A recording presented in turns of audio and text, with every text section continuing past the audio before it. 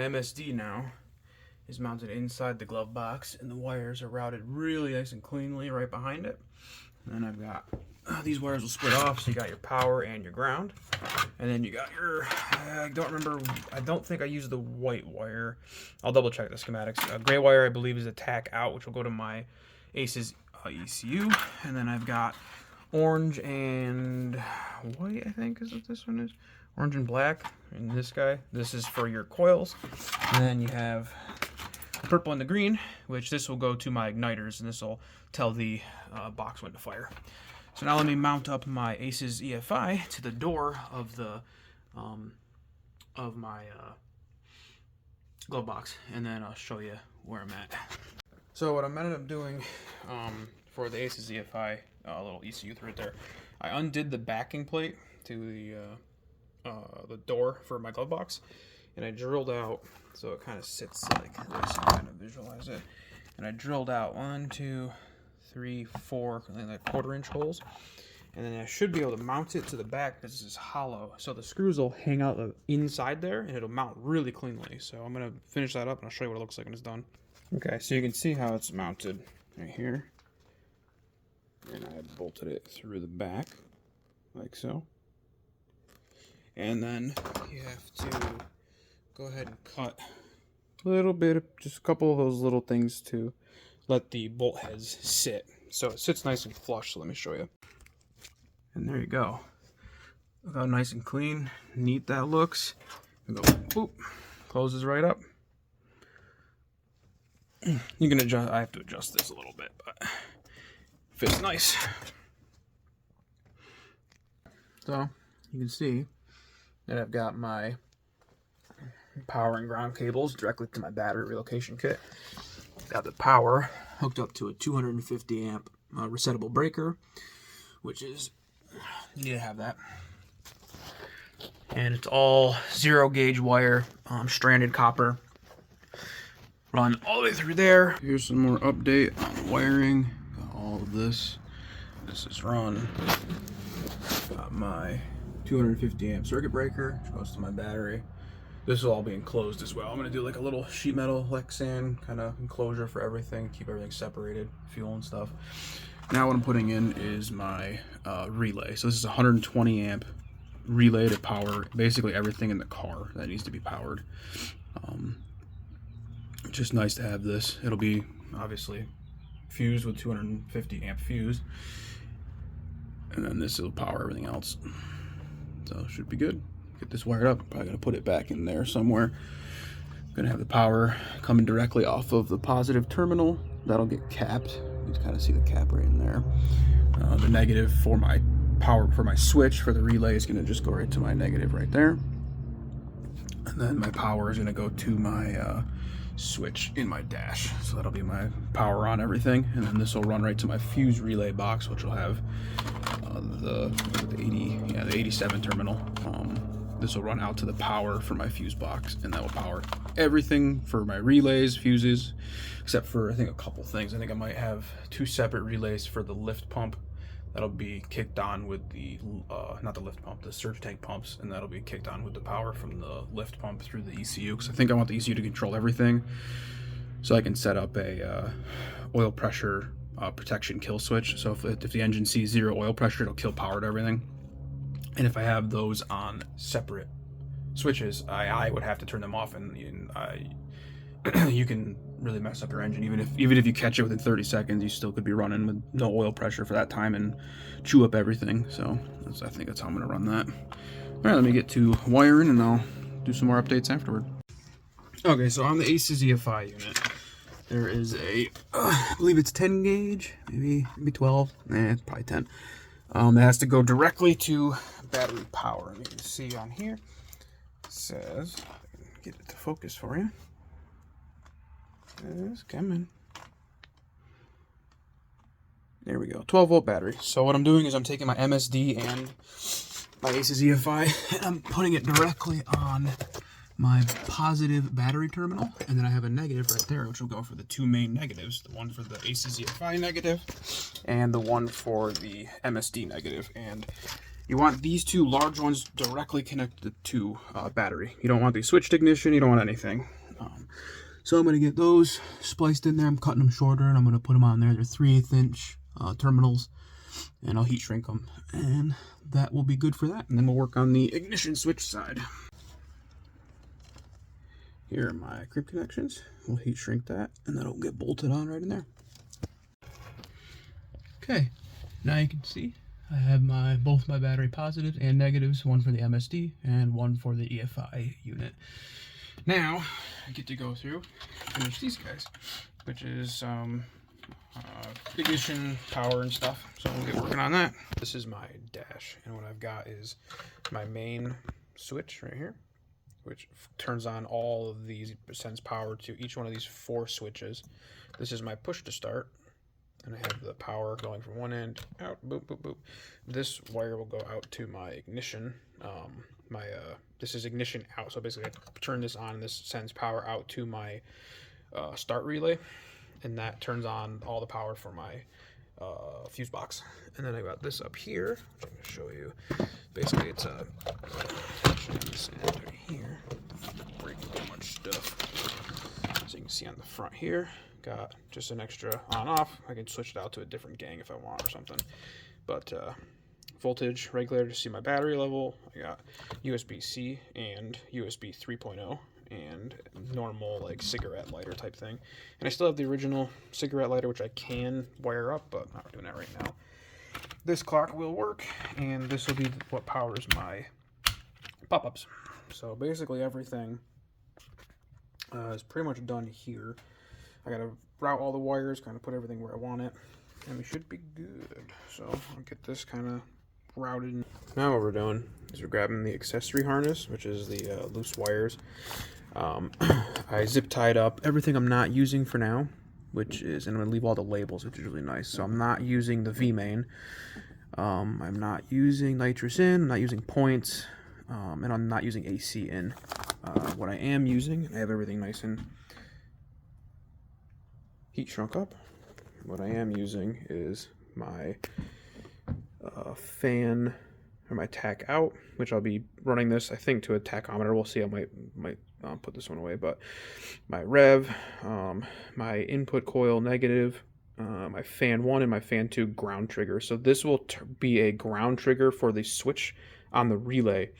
So you're not running the negative power through the fan. This is only to basically you're running power to the switch. You're running 12 volts to the switch for the relay, and then you're grounding it out to activate the relay with this. And this will be controlled by the ECU, and I'll have temperature set point set.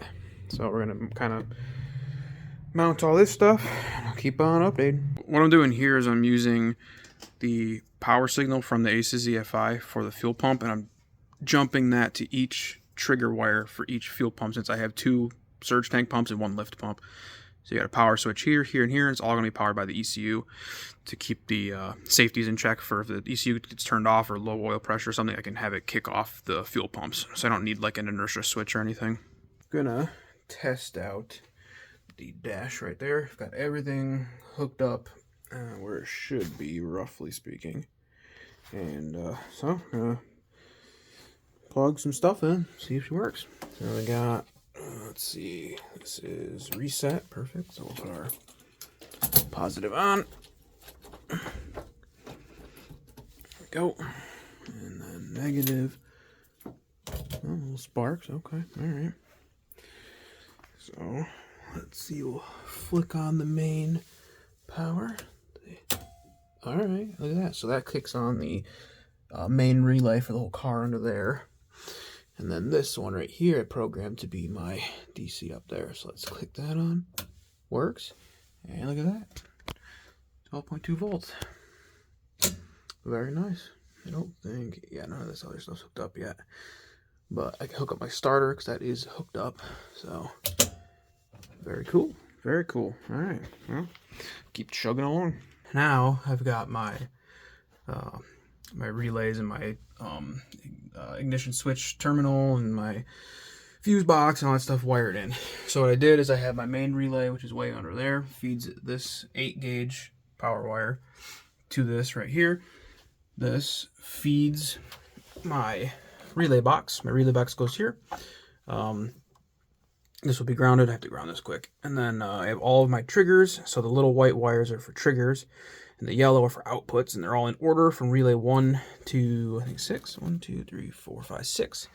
The oranges are all jumped together, so these will all be fuel pumps. And then what I'm going to do is plug in the my Aces EFI like dashboard unit, and I'm going to test everything because it should be good to test that far at least. The pumps won't kick on because I don't have any power going to anything, and so should be good, I believe.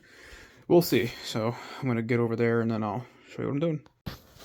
Alright, so now I'm going to do is get this guy hooked up into my little dash thing that I made here. Kind of just fits inside of the actual like OEM dash, so you don't really got to worry about it. I've got a hole here for for a right indicator, hole here for my left indicator. Right here is my battery light. This is the hole that will access the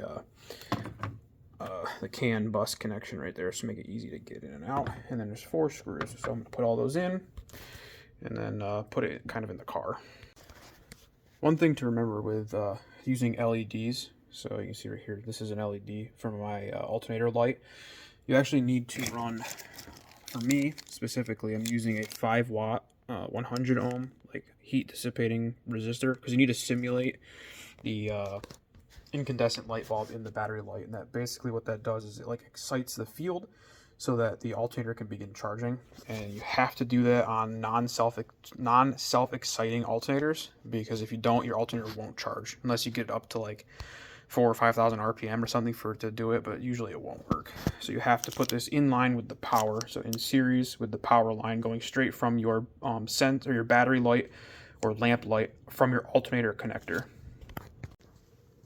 So you can see right here, got it all. Turn my ISO down a bit. Got it all crimped in. I'm going to heat shrink it and cover it, and then it'll be good to go. Alright, and there we go. Looks like everything appears to be hooked up properly, and you flicker off. Bam. Cool. Okay, so this might look like absolute hell, but what we're going to test now is my blinkers and my hazards, which are controlled with these LED flasher relays. I have one here for the hazards and one over there.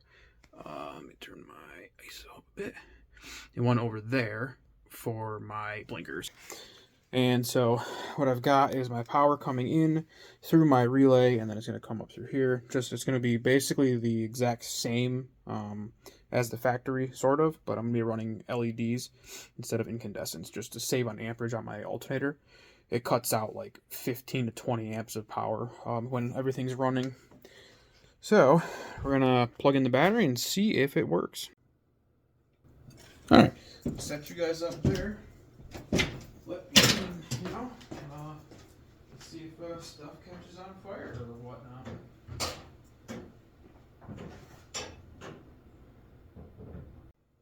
Alright, so turns out the only issue was corroded connections inside the bulbs.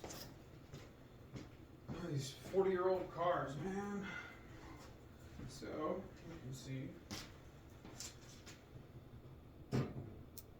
left, right, hazards.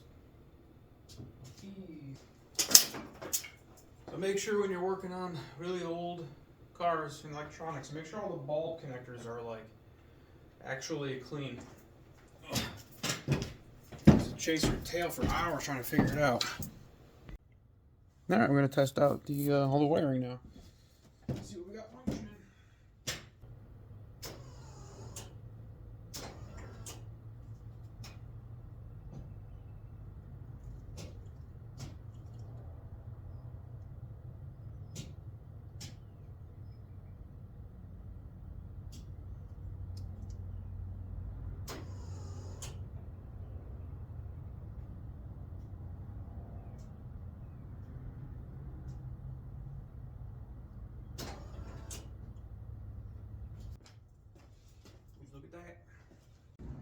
Alright, so you can see here on the AC's EFI unit. I got it on my 12A. Just kind of want to go over some of the stuff that is on the harness when you're attaching it to the throttle body. So you have your main throttle body hookup here. You have your CTS, which is your coolant temperature sensor. You need this for like enrichment on cold start. There's a bunch of other things that the system will monitor based on your coolant temperatures. You have your wideband, which is right here, and it actually comes with a nice little wideband on here. And that will be going 8 to 10 inches from the collector on your exhaust, and you want, it's just for best I guess temperature and to read the best oxygen content from your fuel coming out. What else we got on here? This is a fuel sender. It's basically any like the low dollar motorsport 5-volt sensors. Has like the 3-pin connector here. You can use this to monitor anything that can give you a signal, and you can I believe you can calibrate it in the software. What I'm going to be doing is hooking it up to my oil pressure right on my sandwich plate, so I can monitor my oil pressure instead of my fuel pressure, because I'll have that set on my AEM, and I don't think that should be an issue. It would be nice if they added like maybe up to 3 in the future, so you could have like a you have your fuel pressure, you can have your oil pressure, maybe if you wanted your coolant pressure in your system, or I mean, it has a T-map sensor in the in here, so you don't need boost pressure, but I think it'd be nice to be able to monitor boost elsewhere if you wanted to. But other than that, it's got pretty much everything you need, and quite a bit more than the Holley unit had that I purchased. What else we got?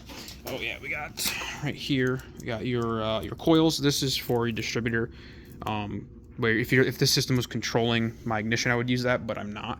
What I'm doing is using this guy right here, which is for the magnetic pickup on my distributor, which is right here for my leading coils. And this will basically tell the MSD and the system when to fire everything, pretty much. And what else we got? Or no, I'm sorry. This is for my MSD. This is not from the ACES unit. The ACES unit is only going to see a tack signal. The ACES unit has nothing. It's only getting a negative from the coil. It's not controlling any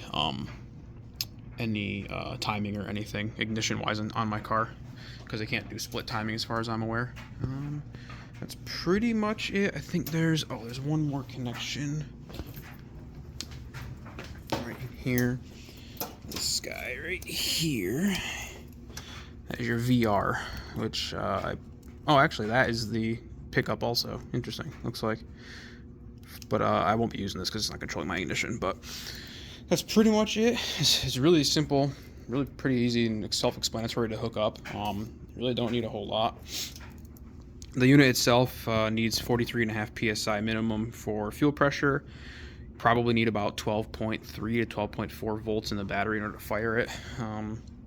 But yeah, basically the Killshot's hooked up. It's all in. Everything you've seen so far up to this point, it's all done. Now I'm gonna finish hooking up my MSD and finish messing with my ignition. I gotta set my timing. So because I have the Gilmer pulley, it doesn't have the timing anymore. So what I gotta do is find the top dead center, quote unquote. It's basically the center face between the trailing and the leading plug holes, and that'll be my top dead center of where like 0 is, and then I'll set my timing from there. Probably do like a 12 degrees before top dead center firing, and then I'll probably lock it out. Maybe we'll see how it runs. I might just lock it in place, or I might I have a boost activated distributor, so I may leave it plugged in and see how it does for like advancing.